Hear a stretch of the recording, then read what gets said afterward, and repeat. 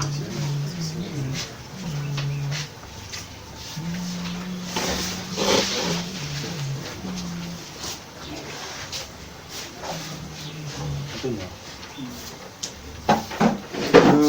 grand jour s'est levé, Dieu nous a visités. Voici le temps nouveau, chantons gloire à l'agneau. Nous recevons de Christ ce qu'il avait promis, le Saint-Esprit est là. Le Saint-Esprit est là. Le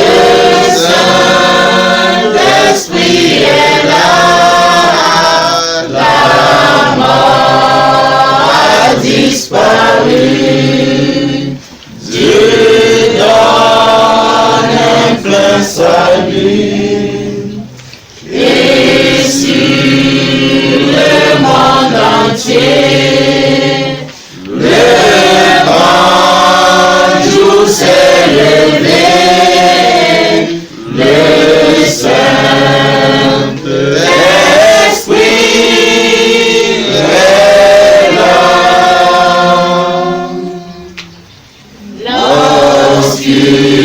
L'obscurité s'enfuit, la lumière a jailli, chassant des cœurs troublés, toute incrédulité.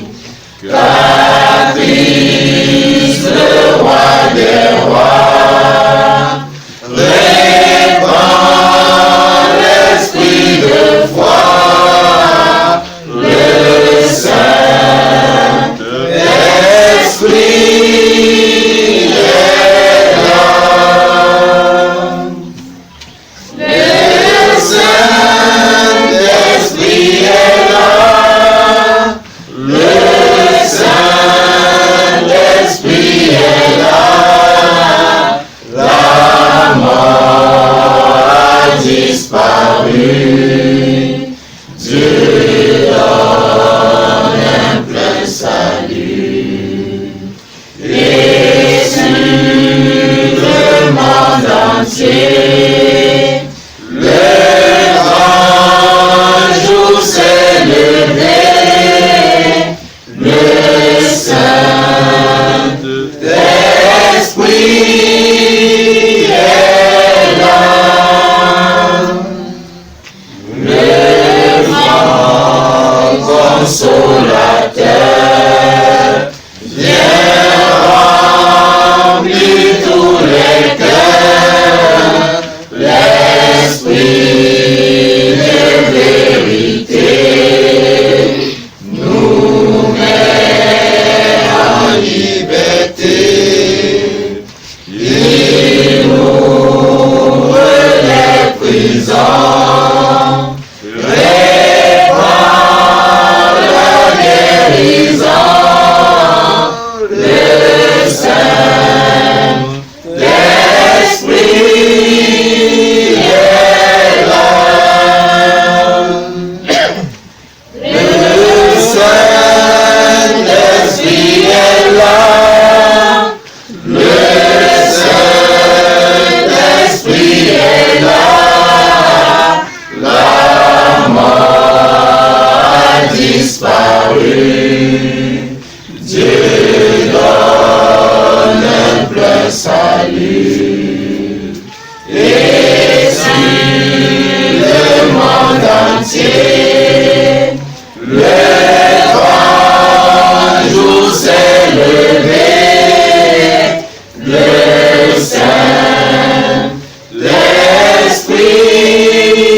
est là. Que tout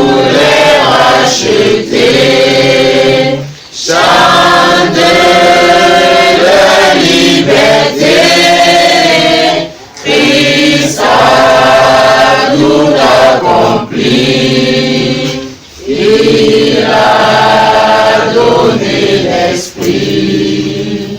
Voyez trembler l'enfer, dans tout l'univers, le Saint-Esprit est là. Le Saint-Esprit est là. Le Saint-Esprit est là. La mort a disparu. Dieu donne un plein salut. Et sur le monde entier, le grand jour s'est levé. Le Saint-Esprit est là. Amen. Quand je suis ce cantique, ça me pousse à dire quelque chose, quelques paroles avant qu'on ne choisisse notre cantique. Par rapport au cœur. Vous connaissez les cœurs, n'est-ce pas? Vous allez voir, quand vous arrivez dans certains milieux, il y a un groupuscule de personnes qui sont censées chanter. Le reste ici, on les appelle généralement les chœurs et autres là. Vous connaissez ça, n'est-ce pas? Les chœurs, la chorale là. Dans la chorale, ils sont classés en plusieurs catégories. Il y a les sopranos, il y a les ceci, il y a les cela. En effet, dans cette chorale-là, vous allez remarquer que certains vont se faire appeler chantres à l'intérieur. Quand tu vas demander que tu fais quoi, il dit qu'il chante. Lui, ce n'est pas du ministère qui remplit. Mais j'aimerais souligner quelque chose. Il y a deux alliances que Dieu a traitées avec tout le monde entier. Deux. Il n'a pas fait trois alliances, il a fait deux. C'est pourquoi quand vous voyez votre Bible, elle est divisée en deux parties. Il y a l'Ancien Testament et le Nouveau Testament. Testament veut dire alliance. Cela veut dire qu'il y a deux alliances que Dieu a fait. Alors dans la première alliance, Moïse a inauguré la première alliance en versant le sang du bouc. Il a pris le sang du bouc, il a versé sur le livre, il a fait l'aspersion sur le peuple. Alors quelques années plus tard, David est venu et après Salomon est venu, il a construit le temple. David de son propre chef a choisi un groupuscule de personnes qu'on appelle les chantres. C'était sous l'ancienne alliance. Alors ces personnes, c'était des personnes choisies parmi les fils de Lévi pour chanter dans le temple. C'est uniquement eux. Ça veut dire que si une autre tribu, par exemple, si on considère qu'on a choisi deux seuls pour être chantres, si une autre personne vient, Dieu devait normalement les frapper. Dieu devait normalement. Parce que c'était uniquement les Lévites qui devaient faire ça. Maintenant, dans ces catégories de personnes, dans les Lévites, il y avait les Kéatites. C'était leur rôle. Donc gérer la musique dans le temple du Seigneur. Alors, qu'est-ce qu'ils faisaient? Ils utilisaient toutes sortes d'instruments, de musique et autres là, selon que David, divinement averti, leur a donné. Ça, c'est la première alliance concernant la musique. Vous allez voir que lorsque je dis ça, parce qu'à un moment donné, vous allez chanter, certaines personnes vont dire non, c'est décalé, c'est ceci. Ça peut être décalé, ça peut être mélangé, mais c'est agréé du Saint-Esprit, au nom de Jésus-Christ de Nazareth.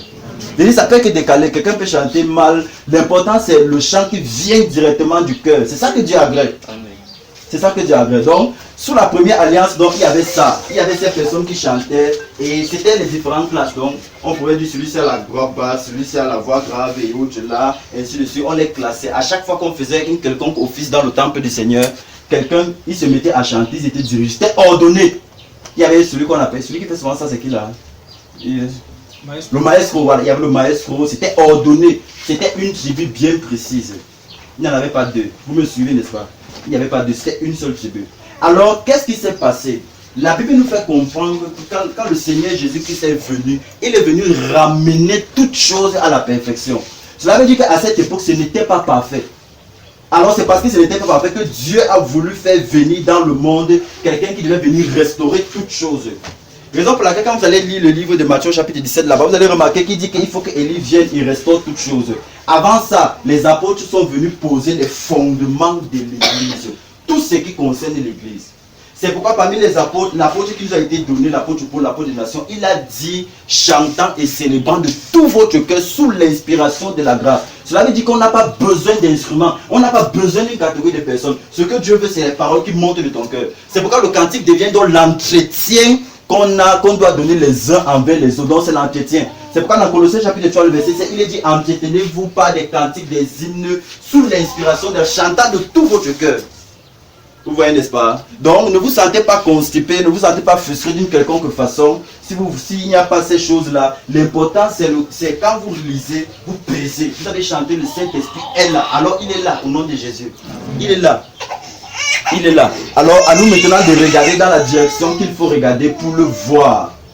Le Saint-Esprit est là. Il faut maintenant regarder dans la direction qu'il faut regarder pour le voir. Alors tu vas sortir d'ici, tu vas dire que il n'était pas là, ça ne s'est pas passé, il n'y a pas eu de manifestation, il n'y a pas eu de trouble, les gens ne sont pas tombés. Les gens n'ont pas besoin de tomber. Quand il y a une effusion du Saint-Esprit, les gens ne sont pas tombés. Vous voyez, n'est-ce pas? Quand il y a une effusion du Saint-Esprit, les gens ne sont pas tombés, ils se sont mis à parler diverses langues. Dans Actes des Apôtres chapitre 2. Donc il y a deux sacerdoces. Dans notre sacerdoce qui est dirigé par le Saint-Esprit. Le Saint-Esprit a donné comment fonctionne l'église dans le livre des actes du Saint-Esprit. C'est ça qui est mentionné là, comment ça fonctionne. Donc tu n'as pas vu là-bas de nouveau où il y avait ces choses-là. C'est pourquoi un nouveau sacerdoce nous est donné. Et personne n'a rien dit là-dessus. Parce que c'est le Saint-Esprit qui est venu dire exactement. Il a dit par la bouche du Seigneur Jésus, qu'il a dit par la bouche des apôtres. Donc nous sommes venus tout ramener à la perfection.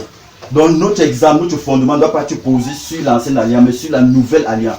Ou dans la nouvelle alliance, est-ce qu'on a pris un groupuscule de personnes, les appelés chambres, en noir blanc, habillés en noir blanc? Où est-ce qu'on a pris ça? Alors on a copié un autre modèle, le modèle de l'ancienne alliance. Souvenez-vous, l'ancienne alliance a été inaugurée, Moïse a pris le modèle dans le ciel.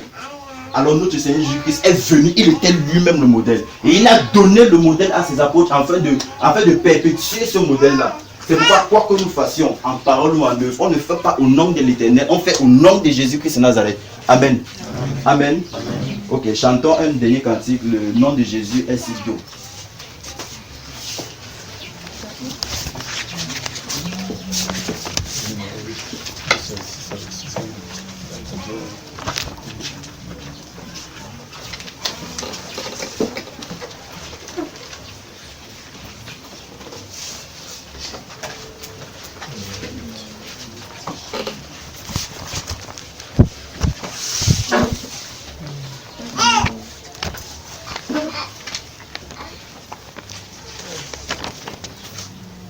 Cantique numéro 08.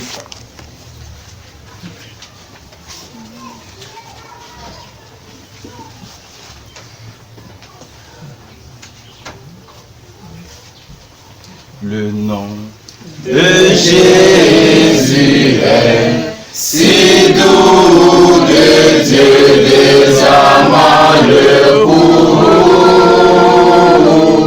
Il nous appelle au rendez-vous précis, le nom de Jésus, Seigneur Jésus, béni soit ton nom, Jésus, au réveil dans Jésus, suprême rançon, sois adoré pour toujours. J'aime ce nom dans le chagrin, il me soutient sur le chemin. Sa musique est un son divin précis, le nom de Jésus, Seigneur Jésus, béni soit ton nom, Jésus, au réveil dans Jésus, suprême rançon, sois adoré pour toujours.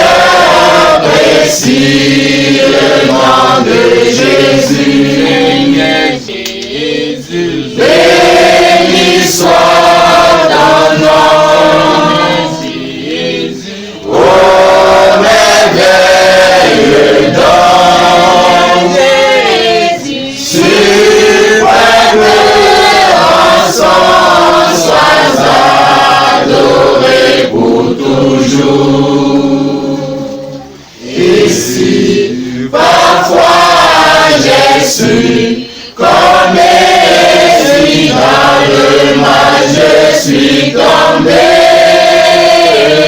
son nom puissant m'a relevé, précieux nom de Jésus. Seigneur Jésus, béni soit ton nom.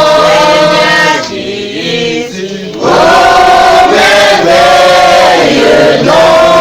Seigneur Jésus, suprême encens, sois adoré pour toujours. Et lorsqu'avec lui je serai, et lorsqu'enfin je le verrai, alors sans fin je redirai, précieux nom de Jésus. Seigneur Jésus, béni soit ton nom. Seigneur Jésus, oh merveilleux nom. Seigneur Jésus, suprême encens, sois adoré pour toujours. Béni soit ton nom. Oh merveilleux nom.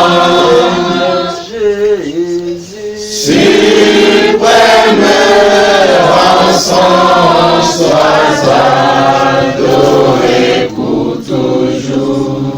Veillons seulement inclinons seulement nos têtes et rendons-lui grâce de ce don précieux, ce nom. Baissons seulement nos têtes et rendons-lui grâce. Baissons seulement nos têtes et rendons-lui grâce. Baissons seulement les têtes et disons merci Seigneur. Merci pour la grâce que tu m'as accordée. Merci pour la grâce que tu me donnes. Merci pour ce don précieux. C'est par grâce que nous sommes sauvés. Si nous sommes à part, c'est par grâce. Si nous sommes mis de côté, c'est par grâce. Si quoi que ce soit nous arrive, c'est par la grâce de Dieu. Que ce soit le bien, que ce soit le mal, c'est par la grâce de Dieu. Nous allons bien par la grâce de Dieu, nous allons mal par la grâce de Dieu. Donc prenons la peine de dire merci Seigneur, de lui rendre la grâce qu'il nous a donnée. Prenons la peine de dire afin qu'il multiplie encore cette grâce. Prenons la peine de lui dire ça. Père, nous te sommes infiniment reconnaissants de la grâce que tu nous as donnée. Merci Père de ce que cette grâce abonde encore et surabonde en notre faveur. Merci pour tout ce que tu as fait pour nous, tant des choses conscientes que des choses que nous ne sommes pas conscientes. Merci pour le transport, Père de gloire que tu as pourvu. Merci Seigneur d'avoir tout rendu de nous. Merci Père au nom puissant de Jésus-Christ de Nazareth. Père, nous te sommes infiniment reconnaissants, nous te sommes infiniment reconnaissants, nous te sommes infiniment reconnaissants, Seigneur, pour cette réunion que tu disposeras encore en ton sein. Nous te sommes infiniment reconnaissants, nous te sommes infiniment reconnaissants. Merci Père, encore et encore merci. Merci pour toutes ces personnes, Seigneur, qui retourneront ici libres, qui retourneront d'ici libres. Merci pour les cœurs que tu apaiseras encore. Merci pour toutes choses que tu as encore gardées pour nous. C'est au nom de Jésus-Christ de Nazareth que nous t'avons prié. Amen. Amen.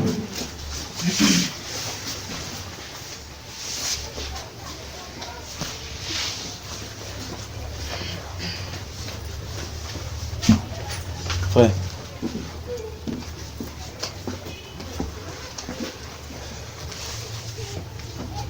Bonjour tout le monde. Que la paix et la grâce du Seigneur nous soient abondamment déversées.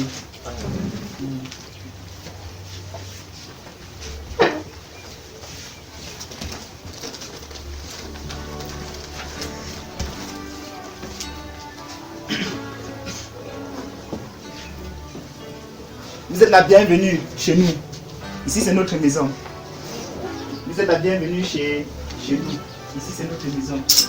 Amen. Vous êtes la bienvenue chez nous. Ici, c'est notre maison. En fait, il y a des personnes qui devaient venir encore. Il y a au moins encore 20 personnes qui devaient venir, mais...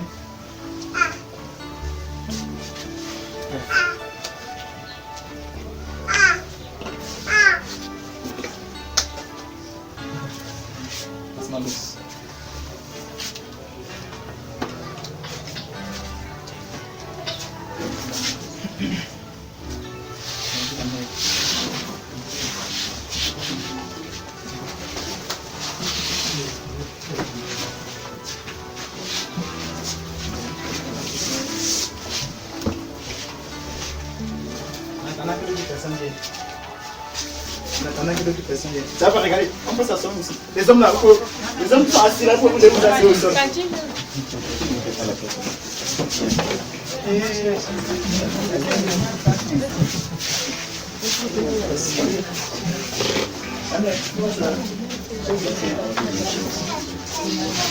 Les hommes qui sont assis là, vous pouvez vous asseoir au sol, les femmes s'asseyent.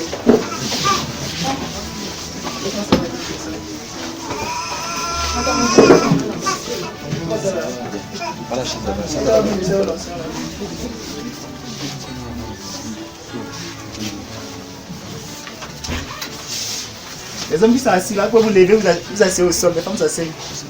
Ils ne sont même pas galants.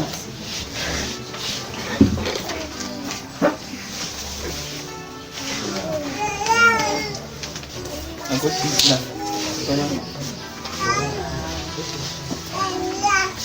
Les hommes qui sont assis là, pour vous lever, les femmes s'asseyent.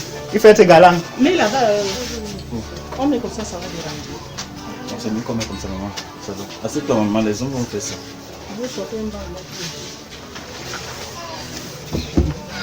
C'est la bienvenue. Ça se fait comment?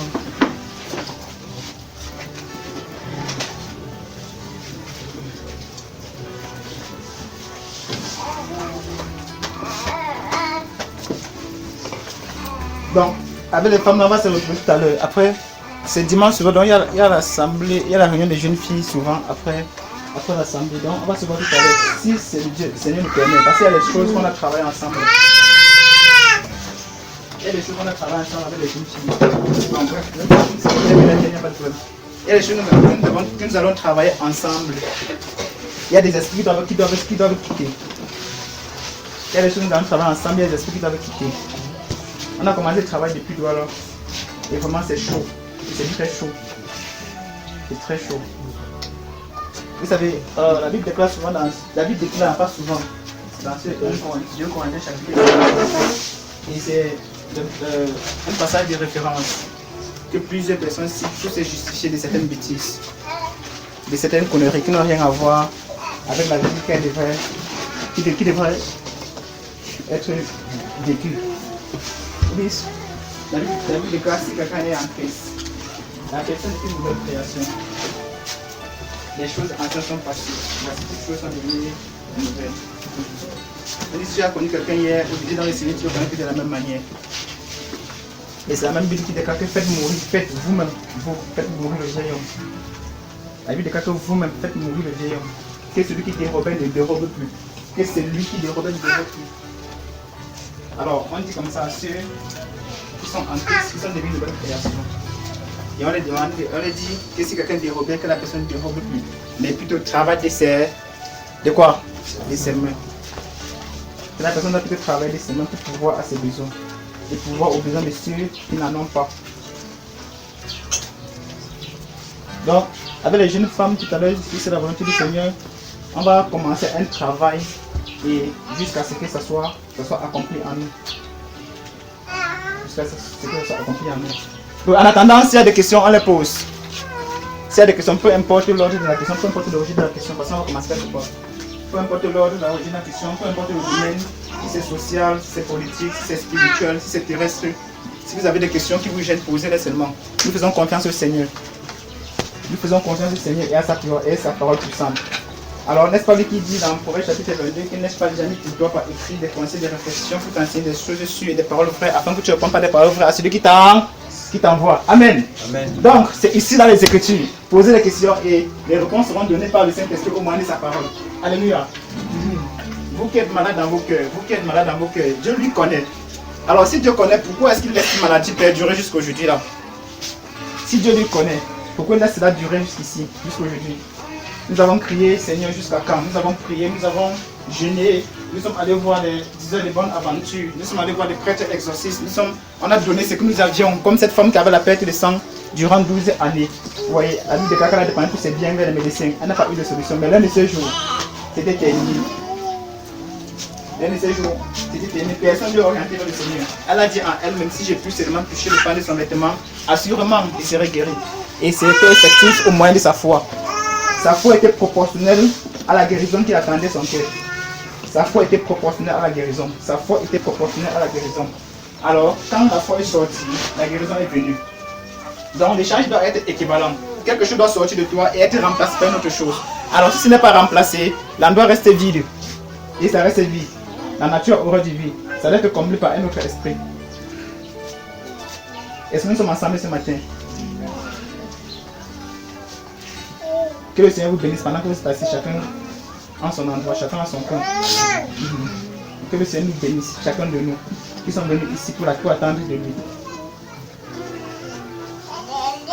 Y a-t-il des questions? Des questions? Les femmes, il vous est permis de parler. Vous pouvez parler. Vous pouvez parler, vous pouvez poser des questions. Posez toutes les questions. Faisons confiance au Seigneur. Et le vœu de mon cœur, c'est que je prie les compteurs de cette assemblée de choisir un jour de prière. Choisir un jour de prière. On va dégager les choses. Le vœu de mon cœur, c'est que les compteurs de cette assemblée choisissent un jour. Peut-être en semaine, si Dieu le veut. Même aujourd'hui ou demain, si Dieu le veut. Où on se réunira pour prier. Pour prier. Peu importe l'origine de la maladie, peu importe le problème spirituel, on fait confiance au Seigneur. S'il est là, la Bible déclare, là où il y a l'Esprit de Dieu, là-bas il y a quoi? Là-bas il y a quoi? La liberté. Là où il y a l'Esprit de Dieu, là-bas il y a la liberté. Là où il y a l'Esprit de Dieu. Il n'y a pas de puissance contre elle, il n'y en a que pour elle. Amen.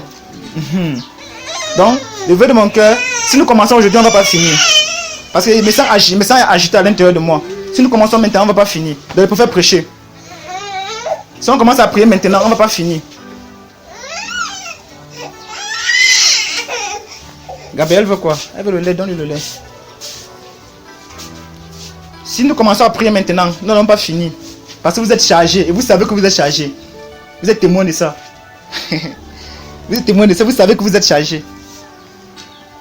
Vous savez que vous êtes chargés à l'intérieur de vous chacun. Votre esprit rend témoignage que vous êtes chargés.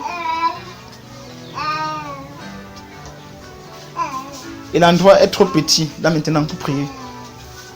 À moins qu'on ne fasse sortir la table, c'est toutes les chaises, si vous voulez.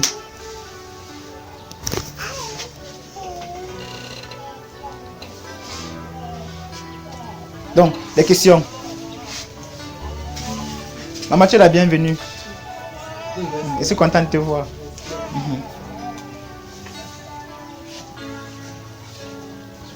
Même les hommes nous regardent seulement comme ça. Les femmes sont quick, les hommes sont quick aussi.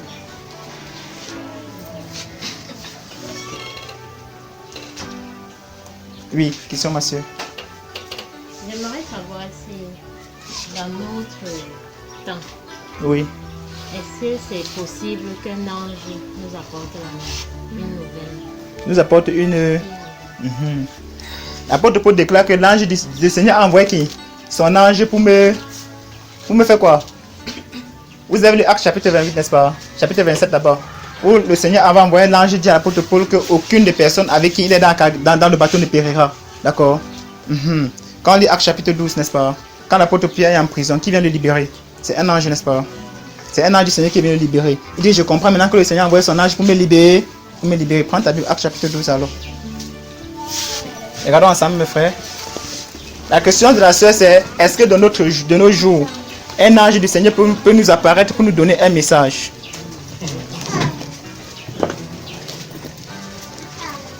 Peut-être que la soeur a vu un ange.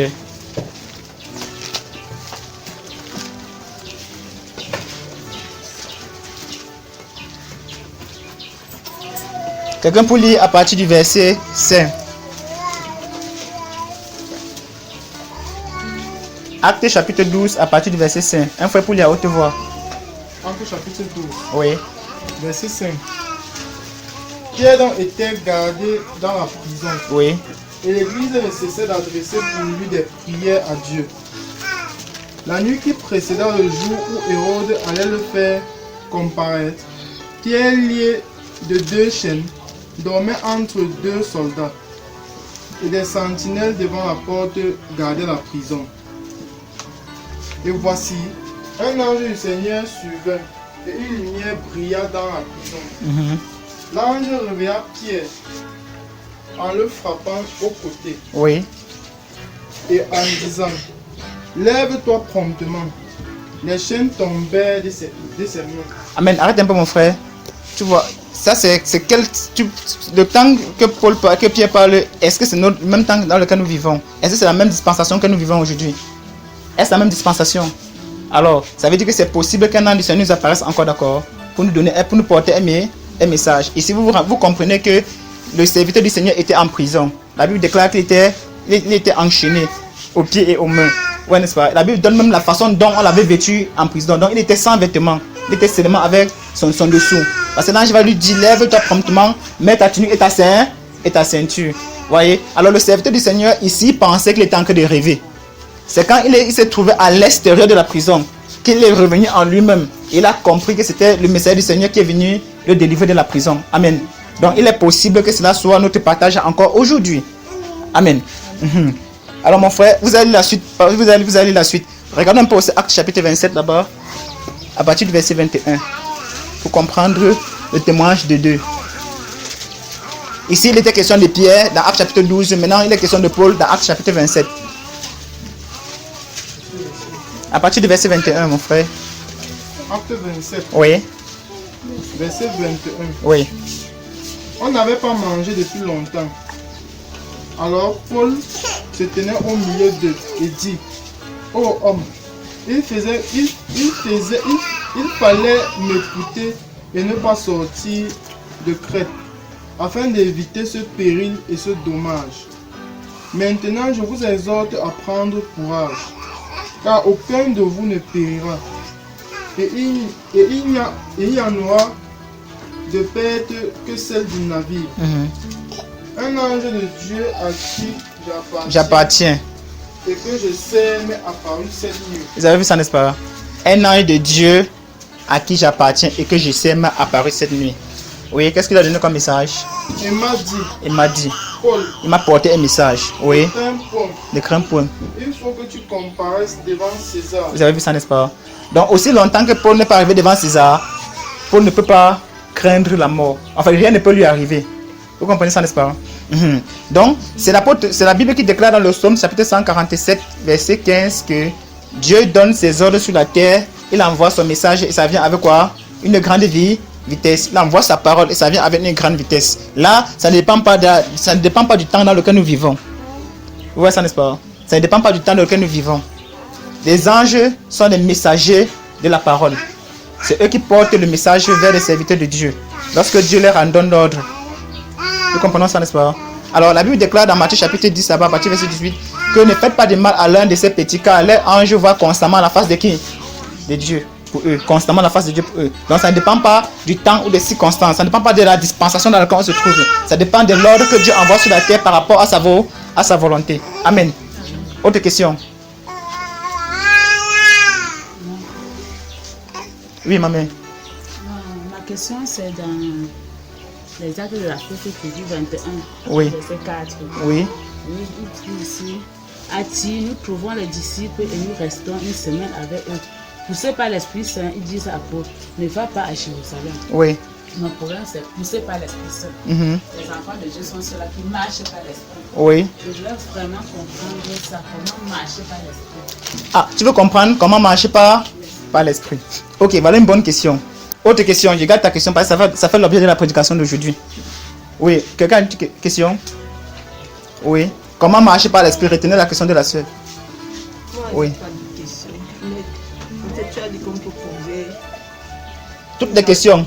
Donc, si tu as une question, pose la question. D'accord. Tout simplement. Je voulais savoir comment réussir sa vie chrétienne. Comment réussir sa vie chrétienne? Oui, parce que j'ai l'impression que je prie, Dieu ne me dit. Vous voyez pourquoi il faut qu'on prie, n'est-ce pas? Il y a des choses qui doivent se dégager. Vous allez lire la parole 100 ans. Vous allez lire la parole 10 000 ans. Et regardez un peu. Donnez-leur ce qu'il leur faut. Vous voyez un peu, n'est-ce pas? Pour qu'ils soient calmes. S'ils ont chaud, déshabillez-le. Enlevez le pull, vous laissez le t-shirt.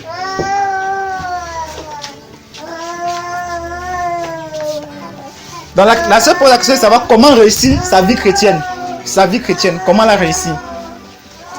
Regardez, elle dit qu'elle prie, elle lit la Bible, elle jeûne. Mais rien ne change. Les choses sont stagnantes. Elle s'interroge. Et aussi vrai qu'elle s'interroge, plusieurs personnes s'interrogent de la même manière. Plusieurs personnes s'interrogent de la même manière. Donc son problème, c'est le problème de plusieurs autres chrétiens. Alors, la question se pose, c'est réussir sa vie chrétienne, c'est quoi?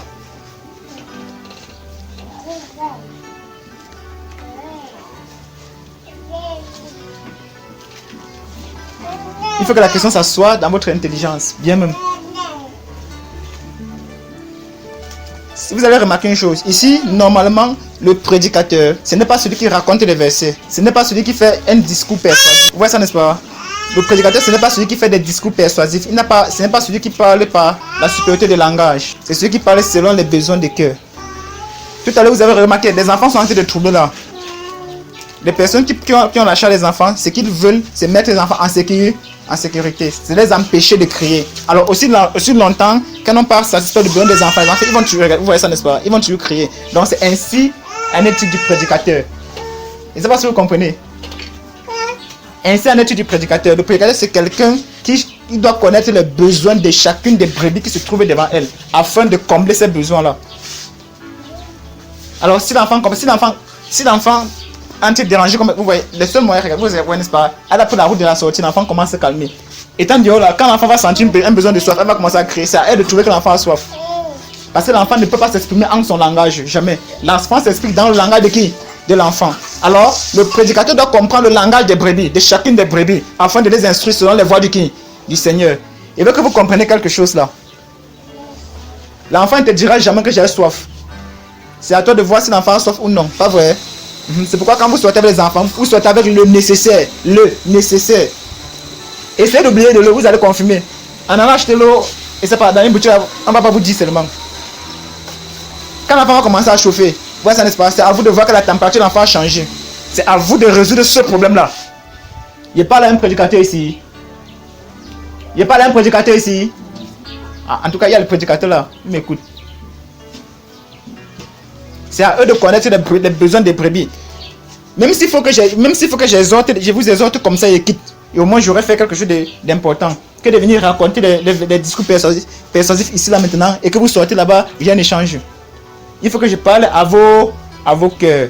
Souvenez-vous de Proverbes chapitre 27 au verset 19.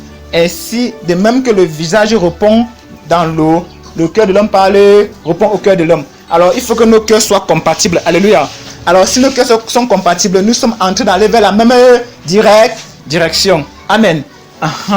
Et si nous sommes en train d'aller vers la même direction, alors ici, il y a une autre personne que nous sommes en train de suivre. On l'appelle le grand berger, le gardien de nos âmes. Alléluia. Et il a dit, ayez de la défense pour vos compteurs, car il veille sur vos âmes dont ils rendront compte. N'est-ce pas? Alors, donc ça veut dire que nous avons la charge de veiller sur l'âme de ceux dont Dieu nous a échus en partage. C'est pourquoi nous devons savoir de quoi est-ce qu'ils ont besoin et les instruire selon le besoin de leur cœur. Parce que le cœur a des besoins que l'intelligence n'en a pas. Alléluia. Il faut que le cœur et l'intelligence soient compatibles dans la même direction. En ce moment-là, la vie chrétienne commencera à être claire devant nous. Si ce n'est pas comme ça là, on va lire la Bible.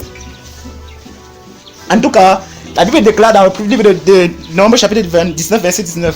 Il dit, c'est une gloire pour Dieu de cacher les choses et une gloire pour les hommes de les sonner. Ça c'est Proverbe chapitre 25 verset 2. Proverbe chapitre 25 verset 2. Proverbe 25 verset 2. Si vous y êtes, vous lisez à haute voix. La raison est retenue.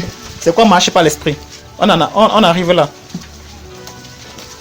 Comme je vous ai dit, il faut qu'on prie. Et je vais vous expliquer pourquoi est-ce qu'il faut qu'on prie. Parce qu'il faut que nous sachions exactement ce que nous sommes en train de faire. Si nous n'avons pas de direction, alors ça va aller dans tous les sens. Si nous n'avons pas de direction, alors ça va aller dans tous les sens. Il faut que nous prions. Et c'est pourquoi j'exhorte mes conducteurs de trouver un jour. Oui, 25, verset 2. Quelqu'un peut lire à haute voix. Proverbe 25, verset 2. Oui. La Bible dit. Oui. La gloire de Dieu, c'est de cacher les choses. Et la gloire des rois, c'est de les sonder les choses. Amen. Vous voyez? Donc, ce n'est pas n'importe qui trouve les choses que Dieu a cachées. Ce n'est pas réservé pour tout le monde. Sachez-le, mes frères bien-aimés dans le Seigneur. Je vous exhorte à prendre conscience de ces faits-là. Il faut que nous prenions conscience que les choses de Dieu, ce n'est pas tout le monde qui doit les sonder et les trouver. On a parlé là-bas des rois.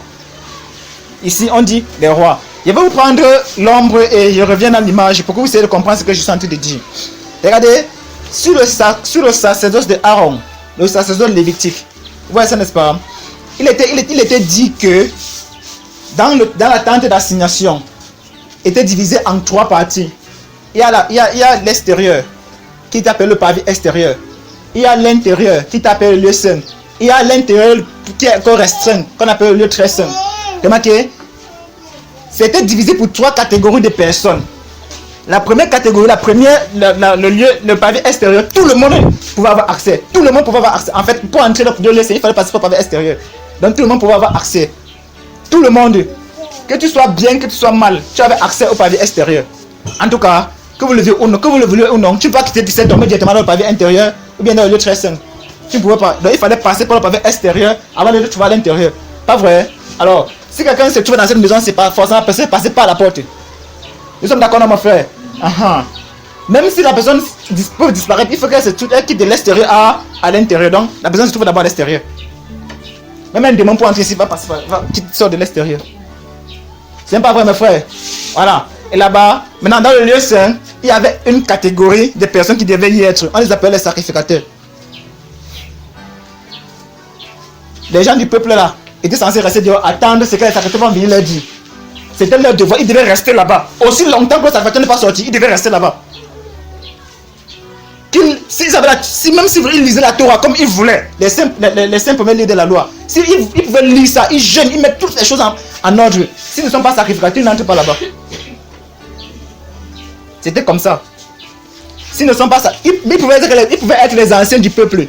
Vous voyez, n'est-ce pas? Les 70 anciens que Moïse a choisis, il a mis les noms sur qui Dieu a retiré l'esprit de Moïse pour déverser sur eux.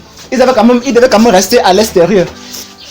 Remarquez, les anciens avaient la charge de résoudre les problèmes qui se passaient au milieu du peuple. Mais c'était à l'extérieur du pavillon. Ils n'avaient pas autorité à se mettre à l'intérieur, entrer dans le pavillon, dans le lieu saint. Et maintenant, le troisième endroit qu'on appelle le lieu très saint, même les sacrificateurs n'y entraient pas. Là-bas, ce n'est que le souverain sacrificateur qui y entrait. Et la Bible déclare qu'il entrait une fois par an. La Bible déclare qu'il entrait une fois par an. Et si ce n'est pas lui qui est entré, personne d'autre n'entrera. Même si les sacrificateurs faisaient n'importe quoi, ils priaient Dieu 60 jours sur 60, ils jeûnaient chaque année. Leur limite était dans le lieu saint. C'était pas le lieu très saint. Leur limite était dans le lieu saint, pas dans le lieu très saint. Donc c'était comme ça. Alors, il fallait qu'ils prennent conscience chacun de son état et de sa position et de l'endroit qui lui était fixé, de ses limites. Alors, c'est tout ce que Dieu leur demandé là-bas, que reconnaissez chacun vos limites. À partir du moment où chacun connaît ses limites, c'est avec tes limites que Dieu fait avec toi. Mais si tu laisses tes limites pour aller trouver les limites de l'autre personne là, ou même pour aller montrer que toi tu as aussi cette chose-là, ne t'inquiète pas, tu es en train de combattre contre Dieu. Ce n'est pas contre un homme. Et Dieu va se lever puissamment pour te combattre, pour te résister. Vous voyez ça, n'est-ce pas? La Bible appelle ça de l'orgueil. Et il dit, il résiste fermement aux orgueilleux et il fait grâce aux humbles. Les humbles, c'est ceux qui acceptent la position où Dieu les a positionnés. Amen. Revenons dans l'image. Vous savez, il y a une chanson qu'on aime souvent faire. Il a tout accompli. Il a tout accompli. Alors, la Bible nous enseigne que le souverain sacrificateur selon le sacerdoce de Lévi était sujet à la mort. C'est pourquoi son sacrifice ne pouvait rien amener à la perfection. Nous sommes ensemble, d'accord? Donc, c'est pourquoi son sacrifice ne pouvait rien amener à la perfection parce qu'il était sujet à la mort à cause du péché qui était enfoui dans sa chair. En fait, Romains chapitre 1, chapitre 8, verset 3 dit cela, que le péché est condamné dans la chair afin que nous ne puissions pas faire ce que nous voulons. Amen. Donc, comme nous sommes ici, la Bible déclare que le péché est enfoui dans notre chair afin que nous ne puissions pas faire ce que nous voulons. Alors, tu veux faire le bien, tu fais le mal que tu ne veux pas. Avec ça, reste d'abord sur cette position-là et essaie de gérer cet état qui est contre ta volonté. Tu as un problème avec toi-même, mais tu laisses le problème que tu as pour aller chercher le problème à l'autre. Ça fait 2 problèmes que tu mets sur ta tête. Alors maintenant, pour régler ce problème, le Seigneur Jésus-Christ, qui est le souverain sacrificateur. Alléluia. Qui est le souverain sacrificateur selon l'ordre de qui? De Melchisedec. Alors, le frère disait tout à l'heure que c'est un sacerdoce sur lequel rien c'est une tribu sur laquelle rien n'a été dit concernant le sacerdoce. Il a décidé dans le conseil de sa volonté. Alléluia. Amen.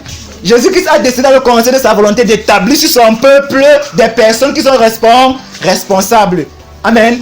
Il a décidé dans le conseil de sa volonté. Personne n'était avec lui quand il décidait cela. Il a dit, ok, maintenant j'ai fait des dons, je prends les hommes en don pour les donner sur mes brebis, pour les établir sur mes brebis.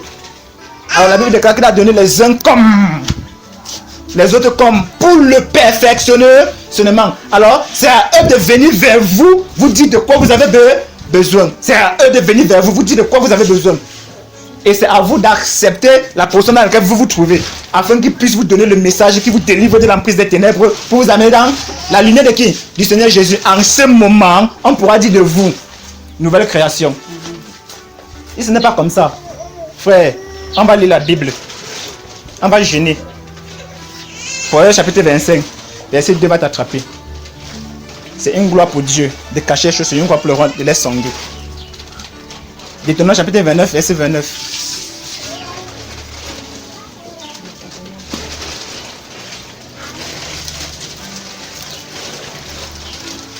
L'eunuque éthiopien a posé la question à Philippe de savoir comment vais-je comprendre ce que je lis s'il n'y a personne qui m'explique. Comment vais-je le faire? En ce temps-là, l'esprit avait été répandu, mes frères. L'esprit avait été répandu. Mais pourquoi est-ce qu'il lui ne comprenait pas ça? Dieu, la seule chose qu'il ne va violer, c'est sa propre loi. La seule chose que Dieu ne peut pas violer, c'est sa propre loi. S'il a établi sa loi, si sa loi n'est pas accomplie pour nous, c'est que c'est nous qui la violons, ce n'est pas lui qui la viole. Jamais. Oui, verset 29. À haute voix. Deutéronome chapitre 22, verset 29, verset 29. Deutéronome 29, 29. Oui. Les choses cachées sont à l'Éternel, notre Oui. Dieu. Oui. Les choses révélées sont pour nous et à nos enfants. Vous avez vu ça, n'est-ce pas? Pour que ça arrive à nos enfants, ça doit passer par qui? Ça doit passer par nous. Donc nous sommes les gardiens de ces choses-là. Nous en sommes les gardiens. Il avait dit à Daniel dans Daniel chapitre 12, verset 4, que scelle le livre. Scelle ça. Donc aussi longtemps que le livre est scellé, nous pouvons bien, nous allons beau lire. Nous ne pouvons pas comprendre. Ne nous y trompons pas, mes frères. Dieu ne peut pas violer sa parole. Il y a des personnes que Dieu a établies sur nous pour nous perfectionniser. Pour le perfectionnement de ce que Dieu appelle saint. La statue parfaite de Christ. Afin que, dégager des fiels de l'ennemi, vous voyez ça, n'est-ce pas? Qu'ils les avaient tenus captifs pour les soumettre à sa volonté. Ils soient libres de servir le Seigneur. Avec l'espérance eux-mêmes d'avoir part à quoi? À la gloire des enfants de Dieu. Comment plaire, comment mener une vie chrétienne? Comment? L'eunuque éthiopien est en train de lire le prophète Ésaïe. Aujourd'hui nous lisons, nous savons que c'est Ésaïe. Nous savons que Ésaïe ne parlait pas de lui. Nous savons que Ésaïe parlait de Jésus. Mais il y a quelqu'un qui ne savait même pas de quoi il était question. Il fallait qu'on la lui explique. Il dit, de qui le prophète parle-t-il? Est-ce de lui ou bien de quelqu'un d'autre? L'eunuque éthiopien était dans la confusion. Et la Bible déclare qu'il montait chaque fois à Jérusalem pour adorer. Donc il était fidèle dans quoi? Dans son adoration. Il reconnaissait sa position. Il savait que sa position c'est aller s'asseoir, être enseigné. Il a accepté cette position-là. Jusqu'au jour où il a atteint ses limites. Dieu a dit, maintenant je te visite. Il a pris Philippe exprès. Il dit, va de l'autre côté sur le chemin de Gaza, qui est désert.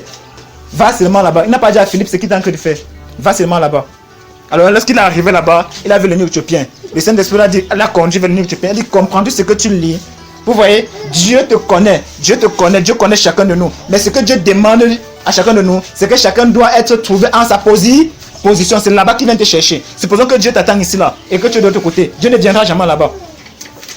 Jamais. Si l'eunuque éthiopien en ce moment-là était peut-être en Éthiopie, comme si le jour n'était pas allé adorer à Jérusalem, il se trouvait en Éthiopie, Dieu ne le visiterait pas. Il dit, comment vais-je comprendre si personne ne m'explique? Alors, la Bible déclare que Philippe a commencé là-bas à l'expliquer le verset et tombé sur ce qui concerne Jésus. Son cœur a été frappé Parce que le cœur de Philippe transmettait le message de Dieu au cœur de l'eunuque éthiopien. Il a dit, voilà de l'eau. Qu'est-ce qui empêche que je sois baptisé? Ah, le baptême. Il dit, si tu crois que Jésus est le Fils de Dieu, il dit, mon frère, si ce n'est que ça, non. Depuis l'autre jour là, je crois. Alors ils sont entrés tous dans l'eau, Philippe a battu l'eunuque et le Saint-Esprit a retiré Philippe.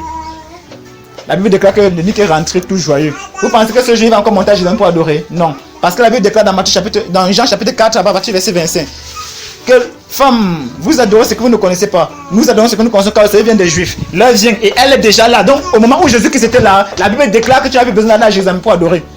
Parce que à ses yeux, le temple était déjà passé. Amen. C'est pourquoi, quand les disciples ont vu les personnes en train de chasser des démons en invoquant le nom de Jésus, Jésus a dit, ne les en empêchez point. Amen. Parce que le salut avait déjà touché les extrémités de la terre. Il dit, l'heure vient et elle est déjà venue. Donc à l'instant où Jésus était là, c'était terminé. Tu n'as plus besoin d'aller à Jérusalem pour adorer. Ou bien ce qui m'entend quelconque.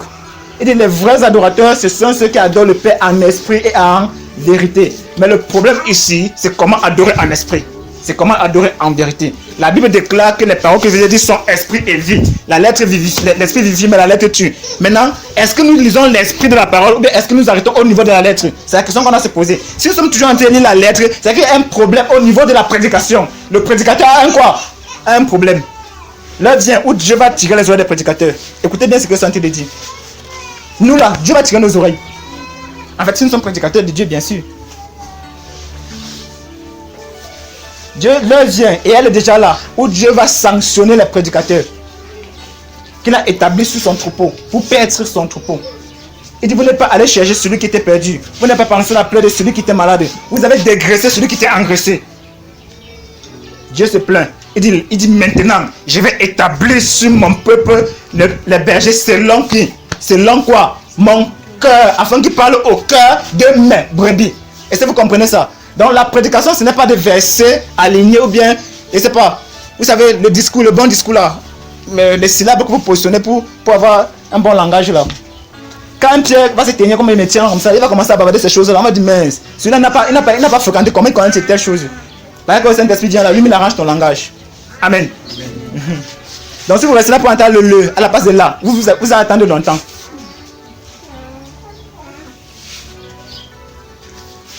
Vous voyez ça, n'est-ce pas? Alors il faut qu'un cornet soit là comme ça, chaque 2 jours, chaque 2 fois par semaine. Vous voyez, il jeûne et il prie le Seigneur chaque 9e heure. Il prie le Seigneur 9e heure, ça correspond à quelle heure? 9e heure, ça correspond à quelle heure, mes frères? À quelle heure? À 15 heures. Donc, il faut qu'à chaque 15 heures comme ça, il laisse ses activités. Un colonel de l'armée italienne, il laisse ses activités, peu importe où le patron va l'envoyer. Même s'il est en guerre, à 15 heures, il dépose les armes. Il sait qu'il a en guerre utiliser quoi? L'arme spirituelle. Les armes avec lesquelles nous combattons ne sont pas charnelles, mais elles sont puissantes par la vertu de Dieu afin de renverser. Alléluia. Afin de renverser. Dieu, dans l'autorité de sa puissance. Vous allez, donc ici, il dépose les genoux au sol. Vous allez tirer les balles. Vous voyez ça, n'est-ce pas? Ça va pas le prendre. Parce que c'est que ça, c'est l'heure de rendre gloire à Dieu pour tous les combats qu'il a eu à mener dans sa vie. Alors, il avait pris la raison dans son cœur de faire ça à tous les 9 heures, à tous les 9e heures. L'un de ces jours, pendant qu'il priait à la 9e heure, Dieu a envoyé son ange. Elle est où là? C'est qui a posé la question.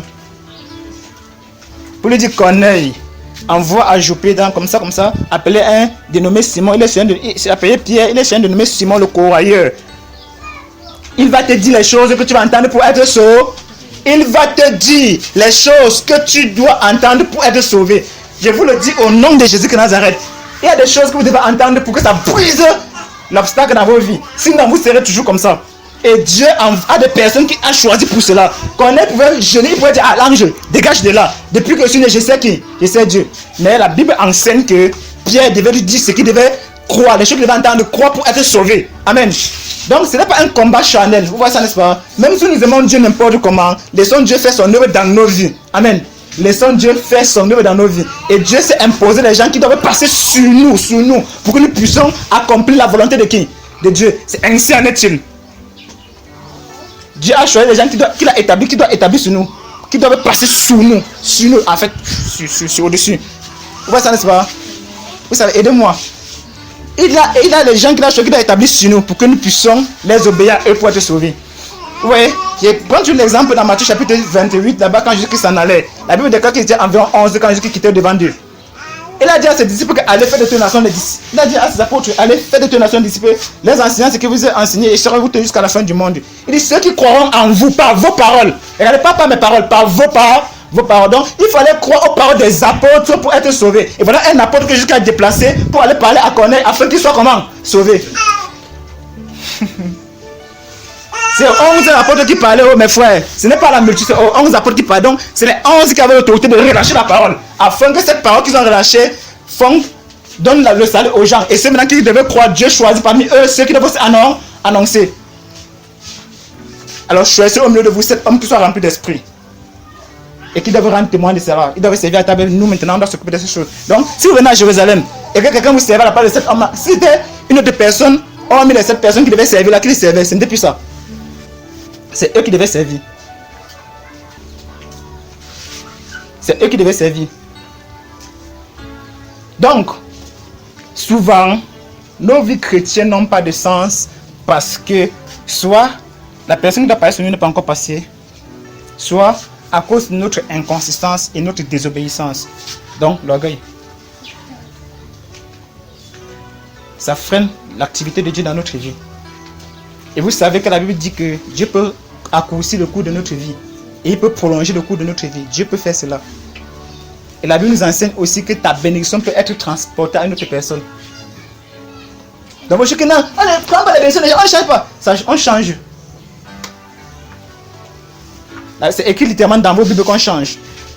La grâce que Dieu a produit pour le frère, c'est là. Ça peut aller chez le frère là. Tranquillement. Tranquillement.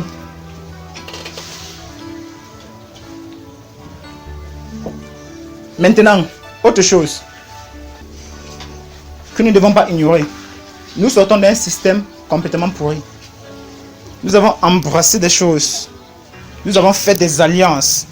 Nous avons tissé des choses. En fait, nos familles dans lesquelles nous sortons nous ont maudits.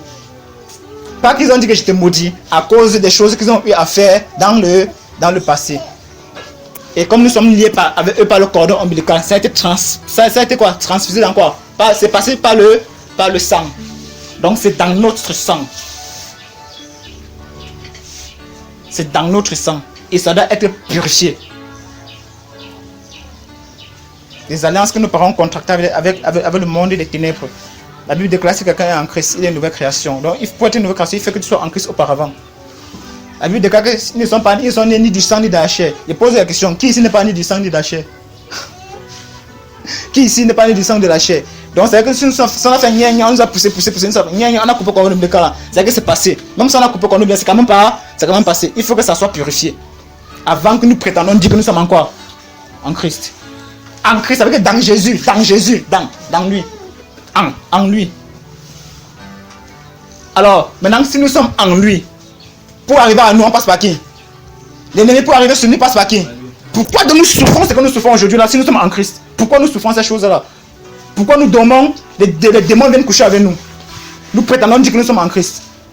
Nous avons des couches de nuit. Nous mangeons dans la nuit. Le serpent nous visite. Nous sommes en Christ. Voilà, Colossiens chapitre 3.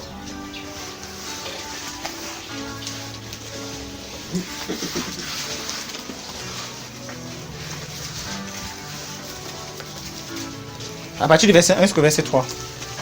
Un frère pour la haute voix.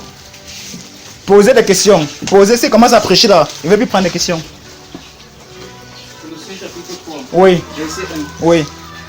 Si donc vous êtes ressuscité avec Christ, Oui. cherchez les choses d'en haut. Oui. Arrête. Pour chercher les choses d'en haut, il faut auparavant que vous soyez comment? Ressuscité avec qui? Avec Christ. Et pour ressusciter avec Christ, il faut que vous soyez auparavant mort. Et un mort n'a pas de sentiments. Un mort n'a pas d'amour. Un mort ne réfléchit pas. Un mort n'a pas le contrôle de son corps. Un mort n'accuse pas. Un mort n'est pas jaloux. Un mort n'envie pas. Un mort n'a pas de désir. Un mort, c'est un mort. Si quelqu'un tombe ici, que la personne meurt, vous pensez que tout ce que vous allez dire, la personne va encore comprendre. Elle sera encore avec vous. À partir du moment où elle s'est éteinte, son amour est aussi éteint, sa haine, sa bonté, tout ce qu'elle a avec elle, éteint avec elle. Alléluia. Donc, il faut que si vous prétendez dire que vous êtes ressuscité avec Christ, il faut que vous soyez mort auparavant. Et si vous êtes mort auparavant, ça veut dire que à partir du moment où vous êtes ressuscité avec lui, c'est les sentiments c'est la personne qui vous a ressuscité qui vous contrôle désormais, pas vrai? C'est la personne qui vous a ressuscité qui vous contrôle désormais. Et la personne vous dit d'avoir les regards braquer vers les choses d'en haut. En fait, vous devez prendre conscience de ces choses-là. C'est-à-dire que l'intelligence est renouvelée, la conscience est purifiée de toute mauvaise quoi œuvre. D'après Hébreux chapitre combien? Chapitre 9. La conscience est renouvelée, est purifiée de toute mauvaise œuvre, de toute souillure. Souillure. Ça veut dire que tu n'as plus la conscience de penser le mal de ton frère. Tu n'as plus la conscience de faire ce qui est mauvais. Tu as la conscience de faire ce qui est bien. Être vainqueur du mal par quoi? Par le bien. Alléluia. Donc si encore nous ces choses dans nos cœurs, c'est que nous avons des problèmes. Et nous avons des problèmes. Les prédicateurs doivent nous aider à atteindre la perfection. Parce que c'est pour ça que Dieu les a établis sur nous. Écoutez bien ce que je dis ce matin, mes frères. C'est pour ça que Dieu les a établis sur nous. Je vous exhorte, en fait, on reviendra là-dessus. Oui, mon frère, continue. Recherchez ceux qui sont en haut, dans le ciel, et non à ceux qui sont en bas sur la terre. Oui. Où Christ est assis à la droite de Dieu. Vous avez vu ça, n'est-ce pas? Affectionnez-vous aux choses d'en haut, oui, et non à celles qui sont sur la terre. Donc, si ce verset, pas mal de ce verset, on prêche jusqu'au soir là maintenant. Les choses d'en haut, les choses sur la terre. Regardez bien, on dit si vous êtes reçu avec Christ, on dit Christ est assis où? Si vous êtes reçu avec lui, normalement vous devez aller chercher, aller vous asseoir où? En haut, n'est-ce pas? Où Christ est assis. Et maintenant, si vous êtes assis, où Christ est assis, alors tout ce que Christ a, vous l'avez aussi, pas vrai? Alors la Bible déclare que vous êtes héritier avec qui? Vous êtes héritier avec qui? Avec Christ, mes frères. Ne nous laissons pas séduire dans notre bon sens. Ne faisons pas ça. Le monde nous a trompés. Les prédicateurs de pacotille nous ont trompés. L'apôtre Pierre déclare que c'est pour leur propre ruine qu'ils ont fait ça. Ils agissent par cupidité pour trafiquer de nous. Ils agissent par cupidité pour trafiquer de nous. Et ils en arrivent bien à leur jeu. Parce que nous avons des problèmes et on nous raconte des choses que nous voulons entendre. Si on dit mon frère repente, toi tu vas dire repentir de quoi? Mais si on dit que non mon frère, Dieu lui voit, viens donner la dîme, tu vas venir donner. Il va t'imposer, même t'es entre avec l'huile rouge. Tu vas boire l'autre, après tu vas chez la diarrhée. Tu vas que c'est des démons qui sont sortis par la diarrhée. Alors que c'est bien seulement te puger.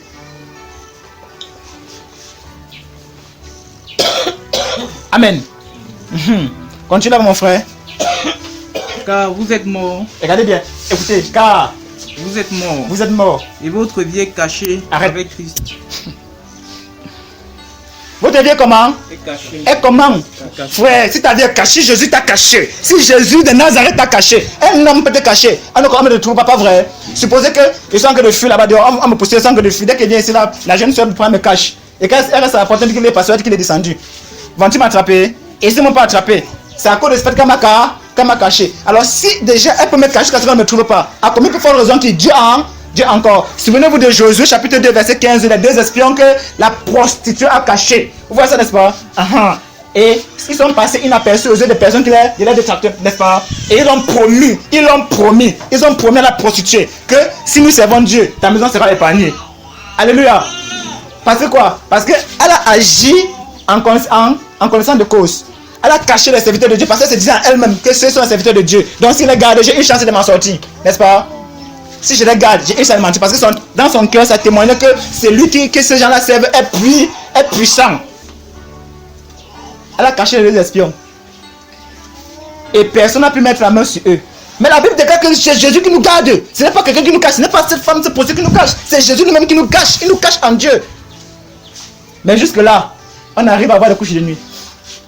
Jusque-là, on arrive à avoir des nourritures. On arrive à nous nourrir dans la nuit. On est au procès. On donne. Seigneur, je chasse.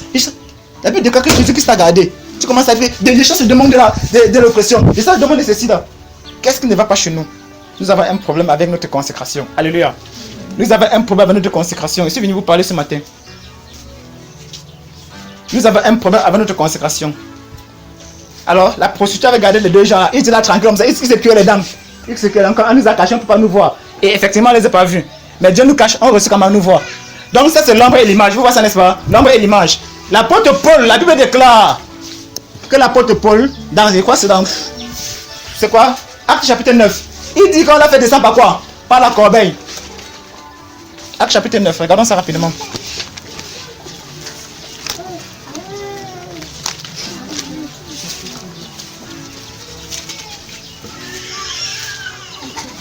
Oui, tu lis le verset 25, mon frère. Quelqu'un d'autre ouvre 2 Corinthiens chapitre 11. Vous allez directement. Donc, quelqu'un dit Acte chapitre 9, verset 25. L'autre dit directement 2 Corinthiens chapitre 11, verset 32 à 33. Acte chapitre 9. Oui. Verset 25. Oui. Mais pendant une nuit, les disciples le prient et le descendit par la muraille, dans une corbeille. Lorsqu'il se rendit à Jérusalem, Paul tâcha de se joindre à eux. Arrête. Donc, la Bible déclare que les disciples le prient, le fait descendre dans une corbeille. Pourquoi? Parce qu'on avait mis les gardes pour l'empêcher de fuir, n'est-ce pas? On le cherchait pour le faire quoi? Pour le tuer. Vous avez vu ça? Quand vous allez plus haut, vous allez comprendre pourquoi est-ce qu'on l'a fait descendre par une corbeille. Donc on l'a caché. On l'a fait descendre dans une corbeille pendant quoi? Pendant quoi? Verset 25. Pendant la nuit. Donc, donc on l'a dérobé. Donc en fait, on l'a caché, on l'a fait descendre dans une corbeille pour que les gens ne puissent pas le voir. Alors, 2 Corinthiens chapitre 11, verset 33 à 35, 32 à 33. Oui, nous ne sommes pas là. Vas-y, mon frère. C'est chapitre 11, verset 32 et 33. Oui. À Damas, le gouverneur... Écoutez bien, c'est le gouverneur de la ville qui avait donné les ordres qu'on puisse arrêter Paul et qu'on le mette à mort dans la ville de Damascénien. À Damas, donc, il se trouvait comme ça en Syrie. Vous voyez ça, n'est-ce pas? Dans le pays d'Éliézer de Damas. C'est là-bas qu'il se trouvait.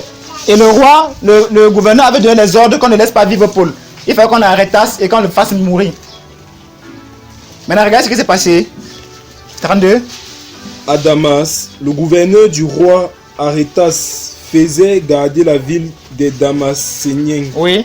pour se saisir de moi.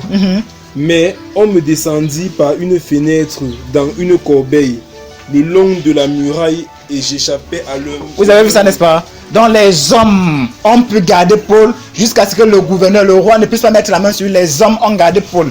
Or la Bible déclare que Jésus-Christ est au-dessus des démons. On dit qu'il est le chef de toute domination et toute autorité. Jésus-Christ est le chef de toute domination et toute autorité. Jésus-Christ est plus grand encore. La Bible déclare qu'il les a dépouillés, allait livrant en spectacle sur la croix. Il a triomphé d'elle. Allait livrant en spectacle sur la croix. Alors, c'est Jésus qui a vaincu les démons d'oppression, de sorcellerie, de cupidité, démons sexuels, démons de la colle, démons de masturbation. On va traverser ça, vous les filles là. Tous ces démons, Jésus qui a vaincu ces choses-là. Maintenant, il nous a pris, il nous a mis il nous a cachés. Mais ce qui est curieux, c'est que ces démons que Jésus a vaincu viennent encore nous oppresser. Nous avons un problème.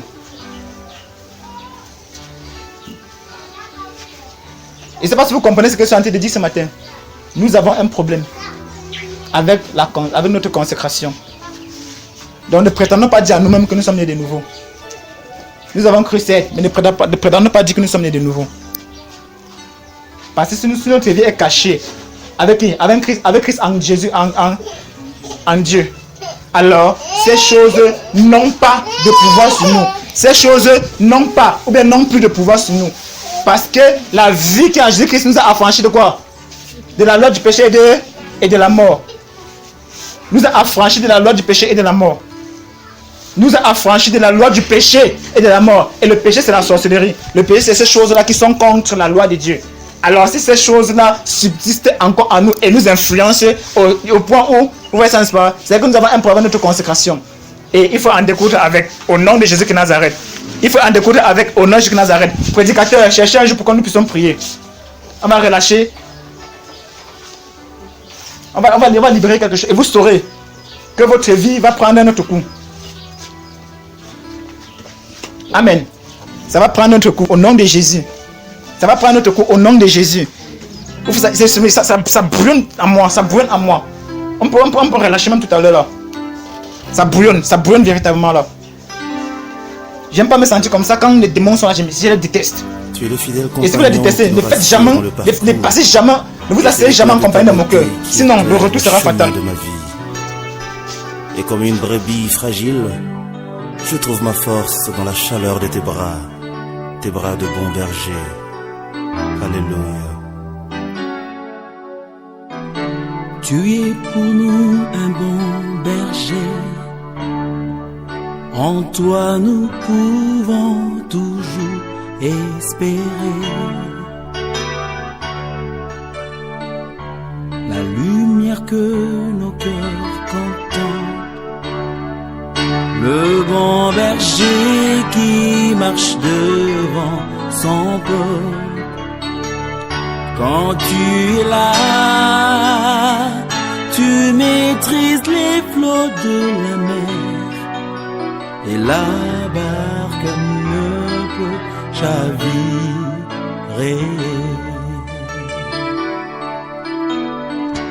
Tu es pour nous le guide parfait.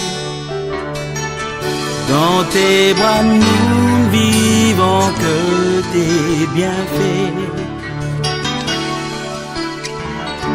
Sur tes brebis tu tends la main. Tu nous conduis promptement sur ton chemin. Repos si doux quand tu nous portes dans ton sein. Et ton amour divin nous soutient. De savoir devant nous rassure la gloire qui couvre nos parcours, le soleil qui éclaire notre chemin et qui assure nos lendemains. Pas à pas la main dans ta main, l'heureux voyage des pèlerins. Ensemble avec tes rachetés, nous cheminons vers ta cité. De savoir devant nous rassure la gloire qui couvre nos parcours, le soleil qui éclaire notre chemin et qui assure nos lendemains. Pas à pas la main dans ta main, le revoyage des pèlerins. Ensemble avec tes rachetés, nous cheminons vers la félicité.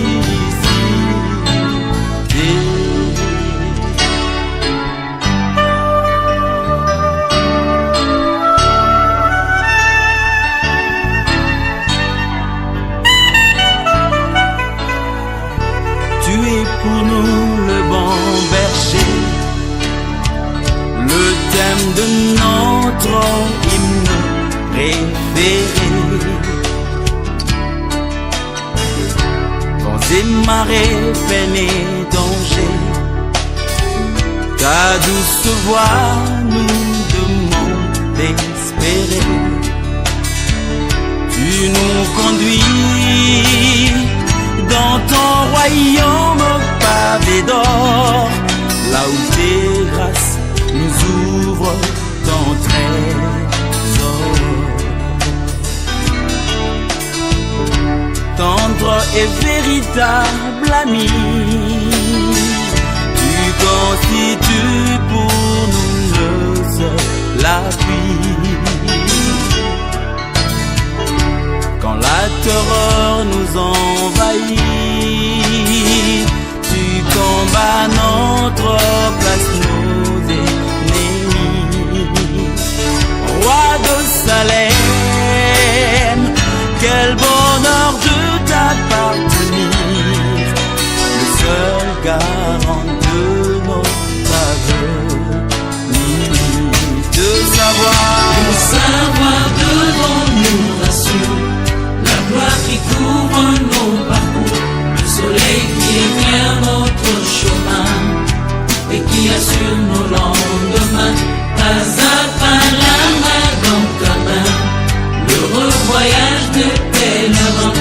Ensemble avec tes rachetés, nous cheminons vers ta cité. De savoir devant nous rassure la gloire qui couvre nos parcours, le soleil qui éclaire notre chemin et qui assure nos lendemains. Pas à pas la main dans ta main, l'heureux voyage des pèlerins. Ensemble avec tes rachetés, cheminons vers ta cité.